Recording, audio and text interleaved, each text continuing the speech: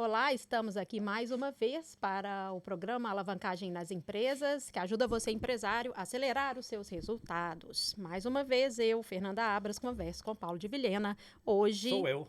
Hoje sobre marketing, um assunto quente, né, Sério? Paulo? Muito, muito, só que não é apenas sobre marketing. É marketing para as pequenas e médias empresas, não é isso? Que é uma pegada completamente diferente. É, exato. Qual que é? É diferente? Qual é a diferença? Essa diferença de pegada no marketing? Ora, essa é uma boa questão. De facto, aquilo que nós vemos na maior parte das pequenas e médias empresas é que o marketing é, na minha opinião, qualquer coisa de muito mal entendida. Nós temos diversos casos. Temos o caso da empresa, da pequena e média empresa que não faz marketing, porque acha que não precisa, porque acha que no seu modelo de negócio não faz sentido. E ainda temos outros casos que são empresas que nasceram ali nos anos 80, temos muito disso, e que, nomeadamente empresas da indústria, que nasceram já com a sua carteira de clientes montada e onde o único estrangulamento que existia para o crescimento das vendas era a capacidade de produção. Obviamente que isso no início, nos anos 80, só que entretanto o cenário mudou, passaram 40 anos e estas empresas hoje vivem num mercado aberto concorrencial e nunca se adaptaram, nunca aprenderam a fazer marketing e algumas delas nem vendas fazem, não têm uma atividade de vendas comercial ativa, passa a redundância, passa o pleonasmo, não têm uma atividade proativa, vamos dizer assim, não têm iniciativa comercial. Uhum. E depois temos outro caso que é muito típico, que é a empresa que faz marketing porque acha que é uma coisa que deve fazer, mas que no fundo não entende o marketing. E ao não entender o marketing, acabam por não definir uma estratégia de marketing, acabam por ter uma série de iniciativas táticas que em rigor acabam por também não conseguir avaliar porque não têm uma noção clara daquilo que o marketing deve fazer por nós. Então o marketing, resumindo tudo isto, na maior parte das pequenas e médias empresas é visto de uma forma muitíssimo amadora. E é muito curioso porque cada vez mais o marketing, o marketing não é de hoje, mas cada vez mais o marketing tem um enorme peso na capacidade de uma empresa crescer ao longo do tempo através do crescimento das vendas. Aliás, o grande Peter Drucker, que é o grande pensador da gestão da história, mas um homem do século XX ainda, dizia que o grande objetivo do marketing era fazer com que as vendas se tornassem supérfluas. Quando o marketing é bem feito, a empresa já não precisa ter um esforço de vendas tão considerável. É quase que o marketing se substitui às vendas. E por isso não é de estranhar que haja uma tendência nos últimos anos para haver uma série de modelos de negócios que já nascem com as vendas a surgir diretamente do marketing, sem um departamento de vendas. Há uma série de modelos de negócios, e esta foi uma onda que começou nos Estados Unidos, mas que se alargou neste momento ao mundo inteiro, de empresas que reestruturaram os seus departamentos de marketing e de vendas e os fundiram num outro departamento. Já falámos nisso, num departamento apenas, já falámos nisso noutro programa. Mas, na pior das hipóteses, que tenhamos, na maior parte das pequenas e médias empresas, departamentos de marketing verdadeiramente profissionais que possam derramar contactos no departamento de vendas que depois sejam convertidos em clientes. Então, a grande importância do marketing na nossa capacidade de fazer crescer as vendas e, por consequência, de fazer crescer a empresa tem sido desprezada na maior parte das pequenas e médias empresas. Eu acredito que há diferenças fundamentais entre o marketing das PME, das pequenas e médias empresas, e o marketing das grandes corporações. E essas diferenças, ou a diferença fundamental é a de que nas grandes corporações nós competimos por uma cota de mercado. O que é que isto significa? Eu compito por uma cota de mercado quando quase todos os meus clientes são, vão desculpar-me a palavra, roubados à concorrência. O que é que isto significa? Se eu for um banco, o dinheiro que vem do meu banco vem de outro banco. Não é? Se um cliente abre uma conta comigo e traz o seu dinheiro para o meu banco, esse dinheiro saiu de outro banco. Então eu consigo ganhar essa cota à concorrência. Se eu for uma operadora de telecomunicações, o cliente que me contrata um pacote de telefone, esse pacote veio de outra operadora. É raro alguém não ter telefone e passar a ter telefone, não é? Só as crianças, não é?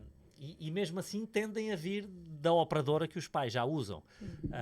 Então o marketing das grandes corporações é um marketing de cota de mercado, em que nós lutamos por um mercado que está totalmente servido para aumentar a nossa cota, que é sempre conquistada, mais bonito do que roubada, não é? Conquistada à nossa concorrência. Nas pequenas e médias empresas, não. Nas pequenas e médias empresas,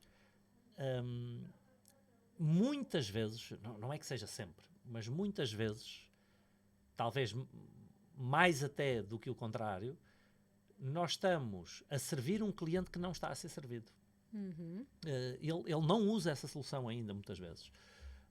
Não quer dizer que seja sempre, mas com frequência é isto. Ou então, mesmo que esse cliente seja trazido de um concorrente, nós, nas pequenas e médias empresas, nós normalmente estamos a falar de mercados tão pulverizados, em que as cotas de mercado são tão irrelevantes, que não se pode falar por uma luta de cota de mercado. Ou não se pode falar de uma luta de cota de mercado. Então estaremos a falar do quê? De uma luta, como eu costumo dizer, uma luta por cota de algibeira. E o que é uma luta por cota de algibeira? É um marketing que deve ser visto de uma forma muito objetiva entre o dinheiro que eu invisto e o dinheiro que eu consigo tirar de lucro do meu investimento. Então é um marketing onde o retorno sobre o investimento deve ser levado à máxima precisão que for possível. Porque nós tendemos a ver as pequenas e médias empresas fazerem marketing de uma forma muito pouco rigorosa. O que é que eu quero dizer com isto? Colocam aí num outdoor qualquer um anúncio, ou põem uns anúncios nas redes sociais, que é o que agora está na moda, ou até contratam uma agência de marketing para lhes fazer os anúncios, mas a si mesmos dizem que fazem os anúncios para ganhar notoriedade. Ou seja, não rastreiam o retorno dos anúncios que estão a fazer, não rastreiam o retorno dos investimentos que estão a fazer. Se a pulverização do mercado é muito grande, eu não luto por notoriedade. Eu luto por cota de algibeira. Então talvez as grandes empresas se possam dar ao luxo de construir notoriedades dessa forma. As pequenas e médias empresas terão mais dificuldade em justificar isto. Não quer dizer que não haja um ou outro caso onde isto possa acontecer, mas é mais difícil justificar. Por outro lado, as pessoas também não sabem, mas as grandes empresas conseguem monitorizar todo o seu marketing. Mesmo as campanhas que visam notoriedade, há empresas que vivem de medir os resultados da publicidade, do marketing das grandes empresas. Então, obviamente que vêm por desvios, mas analisam todas as alterações no comportamento do consumidor de acordo com as campanhas que são lançadas. Então, a verdade é que se o marketing for visto de uma forma profissional, ele tem que ser monitorizado de uma forma rigorosa. Então esta é a primeira coisa que nas pequenas e médias empresas nós temos que perceber. É que eu tenho que rastrear todo o dinheiro que eu investir, cujo retorno eu não possa rastrear, é um dinheiro mal investido. Só aqui molhar a boca. Por trás disso, eu já vou adiantando aqui uma posição. Por trás disso tem matemática, então, né? É Que é totalmente, isso que ninguém espera, talvez. Eu costumo dizer que marketing é matemática. Uhum. Se nós pegarmos nas demonstrações financeiras de uma empresa, o marketing numa demonstração financeira é um custo. Uhum. Vai a fornecimentos e serviços externos, não é? É um custo. Mas eu não posso, contabilisticamente é um custo, mas do ponto de vista económico eu não posso ver como um custo. Só que para não ser um custo, eu tenho que assegurar o retorno desse marketing. O que é que acontece na maior parte das pequenas e médias empresas? Quando as coisas não estão a correr bem e eu sou obrigado a cortar custos, onde é que eu vou cortar? No marketing, O marketing é uma das primeiras coisas, não é? Porque eu olho para ali e digo, vou cortar no marketing. Ora, se o marketing tivesse a ser bem feito, o marketing era o que me colocava clientes dentro da porta. Então eu vou cortar naquilo que me coloca clientes dentro da porta? Então alguma coisa aqui não está bem. A questão é que as pessoas não têm noção do resultado do seu marketing. Fazem por fazer. Então é um marketing que tende a estar muito mais ligado ao ego do empresário. É muito mais o marketing de aparecer, às vezes na sua cidade ter a placa da sua empresa, ou o anúncio da sua empresa na maior rotunda da cidade. Como é que se diz rotunda? Rotatória no Brasil, não é? Rotatória, mas rotunda também existe. Na praça mais importante da cidade, então nos locais maiores da cidade a gente gosta de ver lá o nosso anúncio da nossa empresa. É muito mais para procurar o reconhecimento social na cidade do que propriamente por outra coisa, porque eu não sei quantos clientes ou quantos leads me está a trazer aquele anúncio. Então, marketing é matemática exatamente por isso. Eu tenho que assegurar que cada euro que sai, ou real que sai, traz em lucro mais do que isso. Tudo o que eu não puder medir, eu não controlo. Tudo o que eu não puder medir torna-se um custo. Não apenas contabilisticamente, mas também um custo económico. Eu não posso gastar dinheiro sem saber exatamente que dinheiro é que isso, que retorno é que esse investimento me está a dar. Então, por incrível que pareça, eu acredito profundamente, e principalmente nas pequenas e médias empresas, que marketing é matemática. É uma matemática muito simples, é somar e subtrair, multiplicar e dividir, é matemática dos 4 primeiros anos de escolaridade, mas é matemática, é uma monitorização constante, incluindo uma das coisas que eu discuto sempre com todas as equipas de marketing com quem vou trabalhando é exatamente quanto é que nós investimos em marketing, porque muitas vezes acontece, vamos fazer uma campanha, quanto é que temos para esta campanha? Isto é uma discussão constante aqui com o nosso departamento de marketing. A pergunta é, Paulo, então quanto é que temos para esta campanha? E a minha resposta é sempre a mesma. Quanto é que vocês acham que vamos gerar? Tem que ser ao contrário. Exato. Nesta campanha eu acredito que vamos fazer, vou tirar números só para ajudar a entender. Sim. Vamos fazer 100.000 euros. De quê? De vendas ou de lucro? Vamos dizer que é de vendas. E 100.000 euros de vendas, quanto é que vai dar de lucro? Vamos dizer que são 70.000 de custo. Vamos dizer que são, ao contrário, que são 30.000 de lucro. Ok, então quanto é que vocês acham que podemos investir? Se o lucro previsível da campanha é 30.000, quanto é que vocês acham que vamos precisar para gerar isto? 10, 15, 20? Então o que eu vou colocar, eu tenho que ter a convicção profunda de que vai trazer mais do que isso. Então marketing é isto, é gerir todos estes indicadores. E eu estou a falar aqui só das coisas mais simples, que é gerir o investimento e o retorno. Porque depois o marketing, hoje em dia, é gerir tudo, não é? Gerir quanto é que eu posso investir nas peças para o número de leads, os leads são quentes, os leads são frios, quanto é que converte um lead quente, quanto é que converte um lead frio, quanto é que me custa cada lead, quanto é que me custa cada lead em cada estratégia, até depois chegarmos ao quanto é que custa cada cliente e por aí fora. Quando você fala em quanto é que custa cada cliente, parece mesmo que está indo ali comprar os clientes. Podemos Exatamente. pensar nessa abordagem? A verdade é essa. Aqui o raciocínio, obviamente que as coisas não são literalmente assim, mas andam muito próximas, que eu tenho que perceber que, de facto, nós compramos os clientes. Até um grande amigo meu, com quem eu trabalhei há muitos anos, o senhor chamado Brad Sugars, escreveu um livro que se chama Buying Customers, comprando os clientes, né? Buying Customers. E o raciocínio é exatamente este. Eu faço um investimento em marketing, esse investimento em marketing vai gerar um determinado número de leads e uma percentagem destes leads vai comprar. Então vai haver um custo por cada cliente, vai haver um custo por cada lead, vai haver um custo por cada cliente. A partir do momento em que eu domino este raciocínio, o custo por lead, o custo por cliente,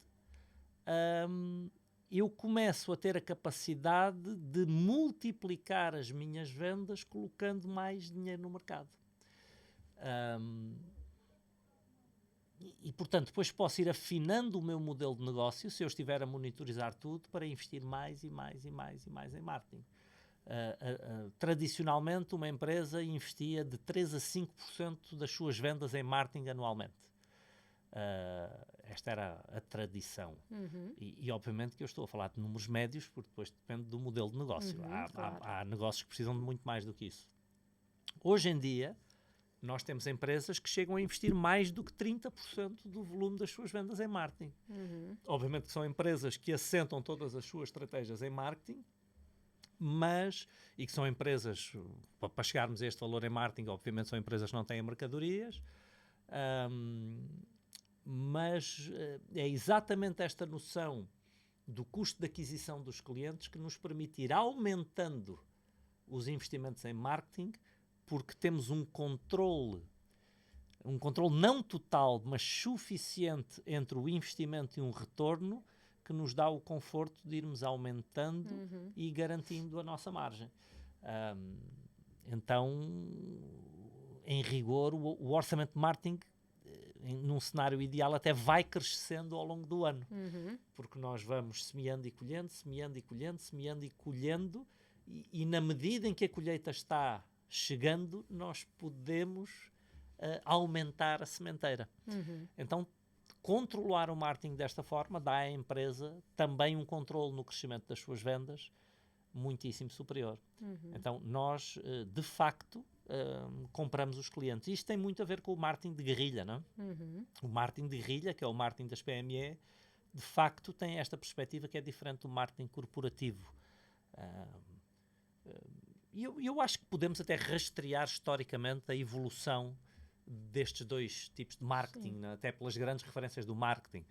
A grande referência clássica do marketing é o Kotler, não é?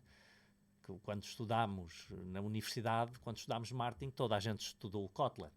E os grandes ensinamentos do Kotler continuam a ser verdadeiros. No entanto, a maior parte do trabalho do Kotler dedicou-se ao marketing das grandes empresas. O marketing que nós estudamos nas universidades é um marketing corporativo. Havia outra figura emblemática do marketing das pequenas e médias empresas, que era o J. Conrad Levinson, o segundo grande nome do marketing, fulano com 77 livros escritos sobre marketing, se eu não estou em erro, incluindo o grande best-seller Guerrilla Marketing, né? O marketing de guerrilha. E o J. Conrad Levinson era, de facto, quem nos ensinou sobre o marketing de guerrilha e o marketing das PME, e o marketing que, de facto, funciona em termos de resultados imediatos. Em rigor, nós nas pequenas empresas não nos podemos dar ao luxo de investir em nada que não possamos rastrear, de investir em coisas como notoriedade. Agora, você falou, então, de comprar, né, entre aspas, esses clientes, mas o objetivo não é só que eles gerem um retorno imediato, né? Quando esse cliente passa de prospecto para cliente, certo? Isso. Que é a primeira transação que ele faz. O objetivo é que ele continue sendo cliente, que ele passe a ser um cliente de vez repetida. Então, quer dizer que ele pode ter ainda um valor ainda maior, quer dizer...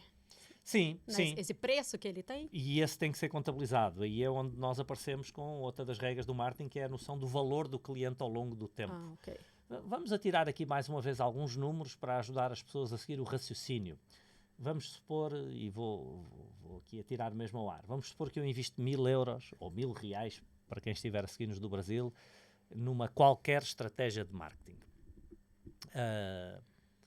E que essa estratégia, só para usar aqui números que facilitem as contas, nos gera 100 leads, não é? 100 contactos. Então eu já sei quanto é que custou cada lead, não é? Se eu investi 1.000 e gerei 100, cada lead custou-me 10 euros. Agora, estes 100 leads não vão todos comprar, não é? Vamos supor que eu consigo converter 10% destes leads. Então serão 10 clientes, 10 clientes que me compram.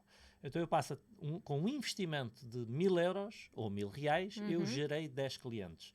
Então eu sei que cada cliente me custou 100 euros ou 100 reais. Agora vamos supor que cada cliente me compra 1.000 euros. Mas que eu só tenho 10% de margem, portanto só ganho 100 euros em cada compra. Eu tenho 10 clientes que me compram 100 euros. Qual foi o resultado da minha campanha? Foram 1.000 euros. Então eu investi 1.000 euros e qual foi o lucro da minha campanha? 1.000 euros. Sim. O que é que isto significa? Em gestão nós dizemos que eu fiz o break-even da campanha, o ponto morto da campanha. Quer dizer que consegui recuperar o meu investimento. Sim. E a pergunta que eu muitas vezes faço aos empresários é, e agora faço agora? Eu volto a fazer uma campanha onde eu investi 1.000 euros e recebi 1.000 euros? E a maior parte das pessoas diz-me não. Porquê? Porque não ganhei dinheiro. Ok, mas será que estes 10 clientes só me vão comprar esta vez? Então aí é que está. É que eu tenho que ter a noção, e isto são cálculos que nós fazemos, são projeções que nós fazemos, nunca vamos ser absolutamente precisos, mas em controle de gestão mais vale estar aproximadamente certo do que exatamente errado. O que eu quero são ordens de grandeza que me ajudem a tomar decisões. Eu sei que eu vou projetando ao longo do tempo, em média, quantas vezes cada cliente me compra ao longo do tempo. Então, se eu souber que desses 10, 5 se vão tornar clientes de venda repetida e que, em média, cada um vai comprar mais 10 vezes, outra vez 1.000 euros, outra vez com uma margem de 10%, não vamos fazer a conta porque não vale a pena, eu já sei que passei a ter lucro.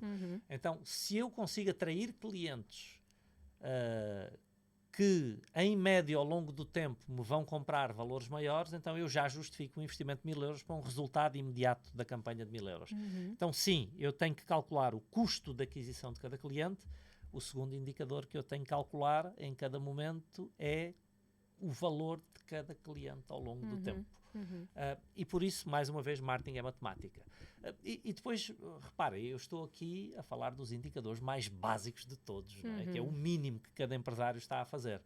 Porque outra coisa que depois todos os empresários vão perceber é que à medida que começarem a entender esta relação entre o investimento e o retorno, entre o custo de um lead e o custo de um cliente e o valor de um cliente ao longo do tempo, à medida que nós vamos refletindo sobre isto para otimizar as campanhas, os próprios números vão pedindo que nós desdobremos outros números. Ou seja, nós começamos a ter um cockpit com muito mais informação que nos permite melhorar a qualidade das nossas decisões. Então eu só estou a dar aqui o básico do básico. São os exemplos de que marketing é matemática. E estas são as regras básicas. Eu não posso não saber quanto me custa cada lead, eu não posso não saber quanto custa cada cliente, eu não posso não saber quanto me vale cada cliente por estimativa ao longo do tempo, porque senão eu não consigo tomar as decisões mais básicas de quanto invisto ou não numa campanha. E tem alguma regra a mais que não seja assim tão básica, mas que a gente possa aí avançar mais um bocadinho? Tem uma outra que é absolutamente decisiva, que eu chamo a regra dos 10. E eu hoje em dia já pondero mudar para a regra dos 100. E qual é a regra dos 10? A regra dos 10 vinha do tempo do marketing que eu chamo marketing analógico, não é? O marketing não digital, não tecnológico. E o que é que significa a regra dos 10? E esta é uma das regras que costuma assustar os empresários, que é, em cada momento no tempo, eu não posso ter menos de 10 táticas, menos de 10 ferramentas de atração de clientes. Então, em cada momento no tempo, eu posso ter 10 ou mais. Tá? Porquê 10? Muitas vezes as pessoas perguntam, porquê 10? Porque 10 é um número suficientemente grande para me obrigar a pensar em muitas.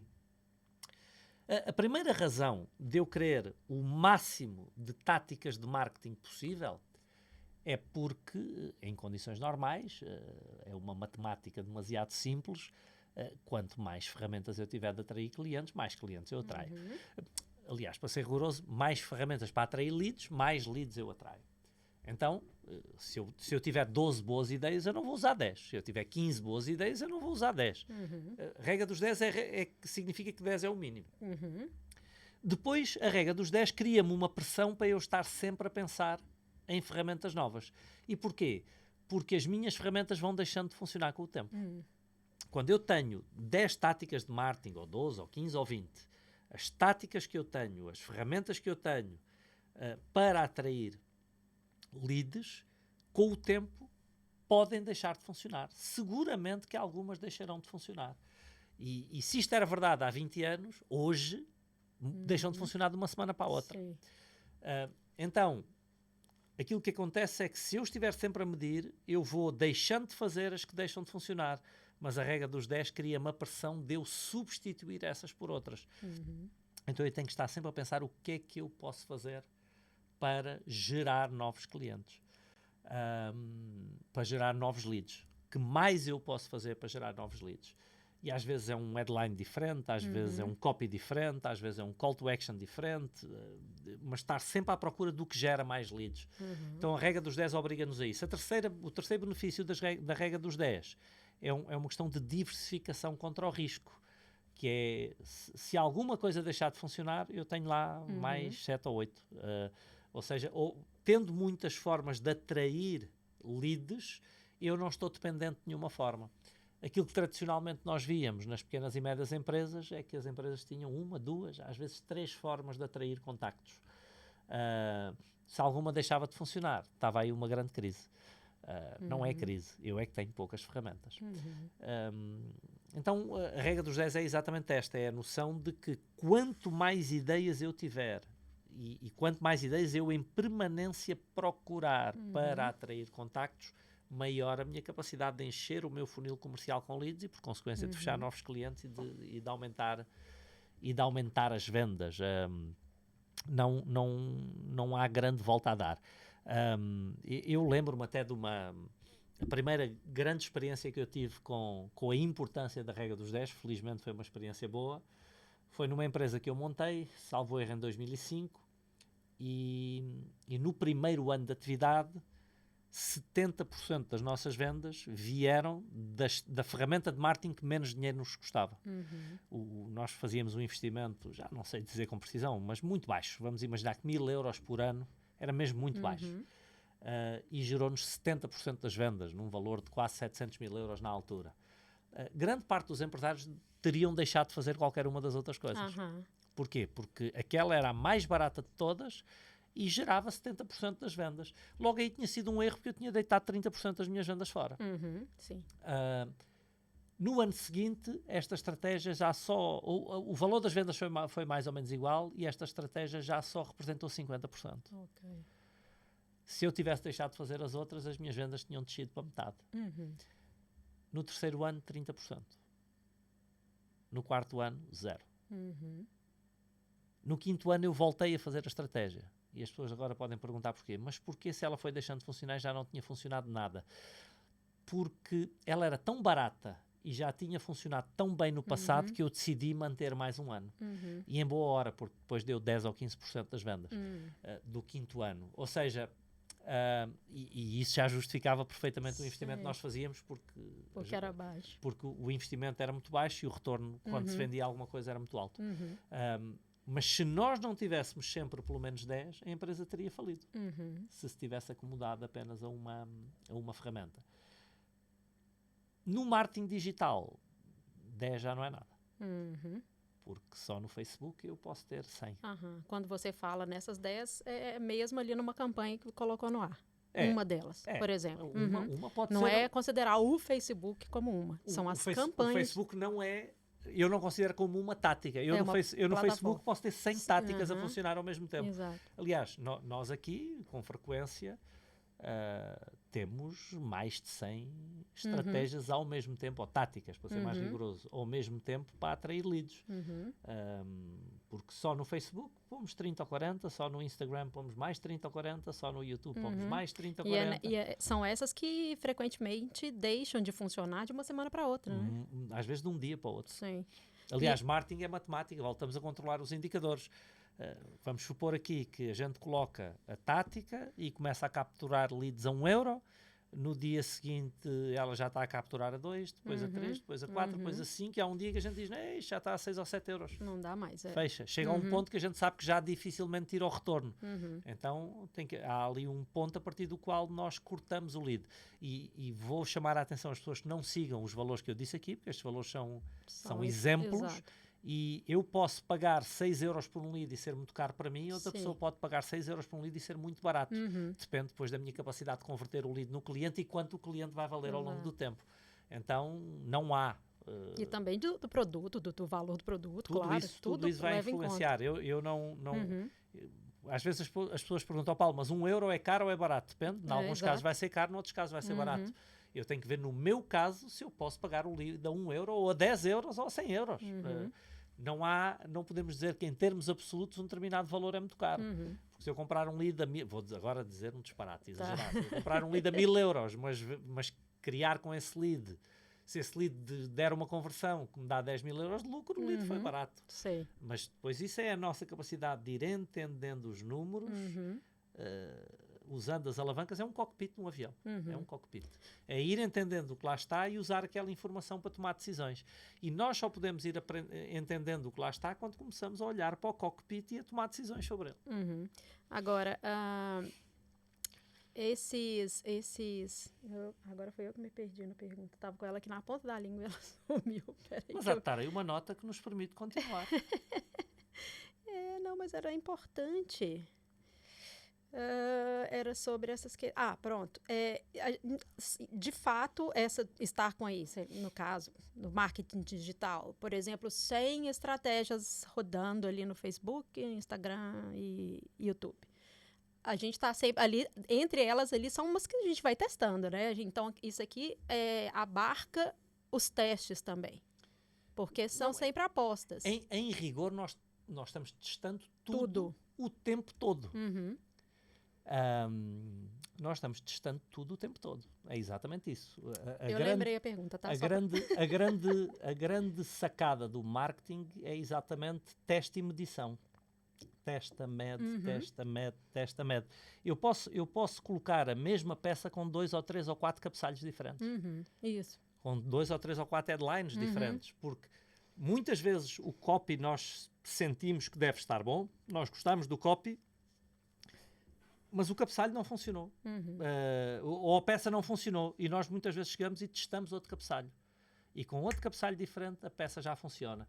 E outras vezes, a peça, quando estamos a montá-la, há 3, 4 cabeçalhos que nós dizemos, qual é que será que pega melhor? O que é que o cabeçalho faz por nós? O cabeçalho é onde o cliente decide, o cliente ou o lead decide se vai ver a peça ou não. O cabeçalho é para isso que serve. E então nós às vezes já temos 3, 4 cabeçalhos diferentes e já testamos a peça com os 3 ou 4, a ver se algum resulta e quais é que resultam melhor. E muitas vezes deixamos rolar a peça com 2 ou 3 cabeçalhos diferentes. Porquê? Porque está a funcionar em todos. Então é testar e medir, testar e medir, testar e medir. O tempo todo nós estamos testando e medindo. Mesmo uma peça que já funcionou durante muito tempo, nós continuamos a testar e a medir. Porque há um dia que ela vai deixar de dar retorno. Pois é, na verdade era essa a pergunta que me fugiu. Quando você chega a um ponto de perceber que de um dia para o outro, ou de uma semana para outra, alguma peça deixou de funcionar, você, com todo esse aparato de marketing, consegue ter dados suficientes para saber por que ela parou de funcionar ou não? Ou às vezes é mesmo, não necessariamente. A verdade é que nós não sabemos porquê, sabemos que não funciona. Nós podemos tentar interpretar porquê. Sim, essa interpretação mesmo. O que nós sabemos é que provavelmente o que aquela peça fez é ir junto do público selecionado e ter colhido o número de pessoas que ficaria sensibilizado com aquela peça e depois de limpo esse número de pessoas, as outras que lá estão no mesmo público já não se sensibilizaram com a peça. Então, provavelmente, essa peça não funcionará nos próximos tempos. Agora, depois de fazermos mais 2 ou 3 ciclos de marketing, quem sabe se essa peça daqui a uns tempos volta a poder funcionar. Então, até isso, nós vamos ficando, que é a possibilidade de recuperar uma ideia antiga que cansou por alguma razão em algum momento e voltar a usar. Porque é isso mesmo, não é? O marketing, e vamos ver isso no próximo programa, funciona por ciclos evolutivos, funciona por aumento da temperatura dos públicos e a nossa preocupação é aumentar a temperatura e recolher o lead, aumentar a temperatura dos seguidores e recolher o lead. E nós sabemos que quando uma peça deixou de recolher é porque as pessoas que estavam com temperatura para vir provavelmente já vieram e as que lá estão, pelo menos com aquela peça, não se sensibilizaram a transformar-se num lead. Então, ou precisam de ser mais aquecidas, ou a própria peça, por alguma razão, deixou de funcionar. Há peças que nós usamos que têm um impacto momentâneo, não é? Sei lá, agora vamos ter Copa do Mundo de Futebol. Muito provavelmente, à medida que a Copa se for aproximando e estiver a acontecer, tudo o que forem criativos relacionados com o futebol podem ter um impacto maior. Sei lá, se o Ronaldo fizer alguma coisa de incrível na Copa, talvez isso possa ser usado para alguma peça de marketing. Imagina que ele faz um gol de bicicleta num jogo importante. Pô, a bicicleta do Ronaldo pode servir para um monte de coisas. Quem diz a do Ronaldo diz a do Neymar ou de qualquer outro craque de outro país que faça qualquer coisa fora de série, que dê que falar e que nós possamos eventualmente usar como um criativo que chama a atenção, pelo menos, de pessoas que gostam de futebol. Essas coisas funcionam muitas vezes, não é? Ir atrás de um público que gosta de futebol, ir atrás de um público que gosta de ténis ou de pádel, ir atrás de um público que gosta de golfe, de um público que gosta de culinária, então, que gosta de cinema, que gosta de um determinado ator. Que também está ligado tanto na concorrência, na atividade de marketing da concorrência também nas redes sociais, para não só a concorrência direta, mas também muitas vezes ver o que os outros fazem. As redes sociais funcionam em tendências, né? Claro, e muitas vezes ver até o que não concorrentes diretos, mas que se faz noutros setores e que nós vemos que está funcionando, nós testamos para ver se funciona para nós. Nós tivemos aí um exemplo, posso dar um exemplo concreto relativamente recente, fizemos umas campanhas onde usámos a imagem do Jim Carrey e o nosso público são empresários. Mas nós, uma das campanhas que fizemos, cruzámos empresários com pessoas que gostam de cinema, com pessoas que gostam do Jim Carrey. Então, quando criamos um público que cruza estas três coisas, foi onde o anúncio funcionou melhor, porque as pessoas são empresárias, gostam de cinema e gostam particularmente do Jim Carrey, a campanha do Jim Carrey funcionou junto dessas pessoas. Esse tipo de pormenor que você pode atingir com o marketing digital, né? Exatamente, que eu gosto muito de marketing digital porque, por um lado, é um marketing moderníssimo, não é? Está onde estão as pessoas. E nós já falámos nisso noutro programa, na Vaca Púrpura, no livro A Vaca Púrpura, o Seth Godin provou que as pessoas criaram cegueira em relação à publicidade tradicional. Mas nas redes sociais eu posso aparecer só ao meu nicho de mercado. Posso selecionar isto. Mais ainda, cada vez mais as pessoas estão a passar mais tempo nas redes sociais e menos tempo a ver revistas, jornais e na televisão. E depois, o marketing de redes sociais, o marketing digital, automede-se. Ou seja, as ferramentas já nos dão os indicadores todos. No marketing analógico, como eu costumo chamar, nós temos que ser nós a gerar os números e a extrapolá-los muitas vezes, a usarmos bom senso e intuição. Enquanto eu ponho um anúncio no Facebook, ele já me diz quanto é que foi o lead, quanto é que foram as visualizações, quantos leads passam quantos leads se registram, ou, aliás, quantos suspeitos se registram e se tornam leads de verdade, quanto é que me custou, quanto é que me custou no anúncio A, no B, no C, no D e por aí fora, não é? Então dá-nos uma paleta de informação muitíssimo completa que nos permite tomar decisões. E depois é muito mais barato que o marketing analógico. Portanto, o risco-retorno mesmo. Acaba por ser normalmente melhor. Não quer dizer que o outro não funcione, mas o outro está a ver o seu peso diluído e o marketing de redes sociais hoje tem um efeito incrível. E aí que as PMEs, né, as pequenas e médias empresas, podem estar perdendo, estar a perder uma grande oportunidade. Vou dar um exemplo concreto. Um cliente nosso no Brasil recentemente investiu R$1 milhão numa campanha de televisão energicamente desaconselhado por nós e não conseguiram rastrear nenhum retorno minimamente relevante. E aquilo que eu lhes digo era: este R$1 milhão investido numa boa campanha de redes sociais tinha gerado leads e clientes que nunca mais acabava para a vossa empresa. Mas o ego ficou mais massajado por aparecer na CNN. Ah, pronto. E nem é na mais assistida. CNN A sempre, CNN mas... é no Brasil? Sim. Pronto. É isso, então... Acho que foi na CNN, acho que não estou a cometer nenhum erro, foi na CNN. Mas é isso, as pequenas e médias empresas, então, fiquem atentas, pequenos e médios empresários que podem estar deixando passar o cavalo mais que selado, né? Na frente. Não, aliás, oportunidade eu diria que é mais do que isso. Estão quase de certeza deixando passar esse cavalo. Quase todas as pequenas e médias empresas estão errando nisso. E não é um investimento alto, né? Assim, não seria tão alto para o retorno que vai dar, ou seja, nenhum, né? Se tiver a certeza do retorno. Só de nós chamarmos investimento já não é alto. Porque, como ex-profissional do mercado financeiro, a definição de investimento é a evidência matemática do retorno. Então, se eu tenho evidência matemática do retorno, isso é importante. Nenhum investimento é alto. O problema é exatamente quando eu chamo investimento, mas o que eu estou fazendo é especulação.